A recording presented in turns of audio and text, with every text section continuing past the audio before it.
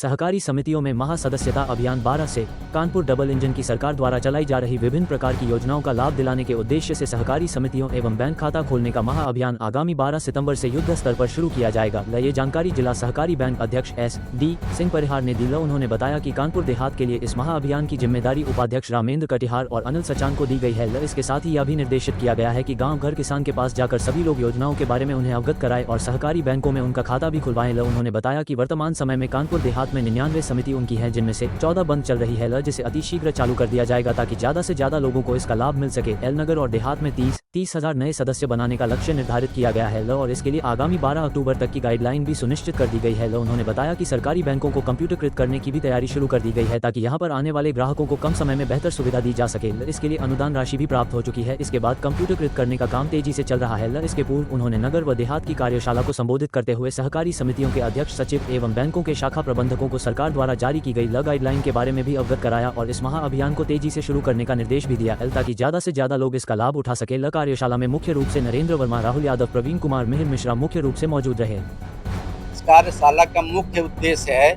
कि हम सहकारिता को गांव घर किसान के पास जो लोग भी हमारे हैं, इस कार्यशाला के माध्यम से हम सहकारिता को गांव तक, घर तक, सभी तक पहुंचा सके।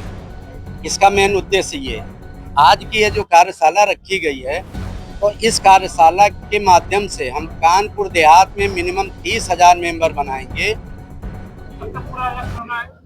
हमारा 1 महीने का है, 12 अक्टूबर तक के लिए। अक्टूबर तक हम 30,000 मेंबर कानपुर देहात में बनाएंगे, 30,000 मेंबर कानपुर नगर में बनाएंगे। हमारी कानपुर देहात में 99 समितियां इस समय हैं, जिसमें से 14 समितियां बंद हैं। इसी 1 महीने के बाद हम इन 14 बंद समितियों को भी चालू कराएंगे और 100% सारी समितियों को इस कार्यशाला के माध्यम से चालू कराएंगे। देखिए, हम लोगों का जो इस समय मिशन, मोदी जी का जन्मदिन है, जन्मदिन बहुत ही अच्छे ढंग से मनाया जाएगा, प्रभावी ढंग से मनाया जाएगा और इस सदस्यता महाअभियान के माध्यम से भी हम मोदी जी का जन्मदिन मनाएंगे। ये चूँकि सहकारिता का कार्यक्रम हम आज कर रहे हैं, तो केवल हम लोग जो चर्चा यहाँ पे करेंगे सहकारिता की करेंगे। जो अभी हमारे सहकारिता का जो एक्चुअली उद्देश्य है, वो उद्देश्य ये है कि अभी बहुत सी समस्याएं हमारे किसानों के सामने आ रही थी कि हमारे किसान जिला सहकारी बैंक से कम जुड़े हुए हैं। ज़्यादातर लोग ये अन्य बैंकों से जुड़े, चाहे वो ग्रामीण बैंक का बड़ौदा हो, बैंक का महाराष्ट्र हो या पंजाब नेशनल बैंक हो, राष्ट्रीयकृत बैंक या कमर्शियल बैंकों से ये लोग जुड़े रहे हैं। उसका मेन कारण रहा है कि हमारे यहाँ कंप्यूटराइजेशन की कमी। यदि हमारी कंप्यूटराइजेशन जैसे राष्ट्रीयकृत बैंकों का कंप्यूटराइजेशन हुआ है उस तरह हो गया होता, तो हमारे पास इनकी जनसंख्या बहुत होती। अब हमारी हर समिति कंप्यूटराइजेशन हो रही है।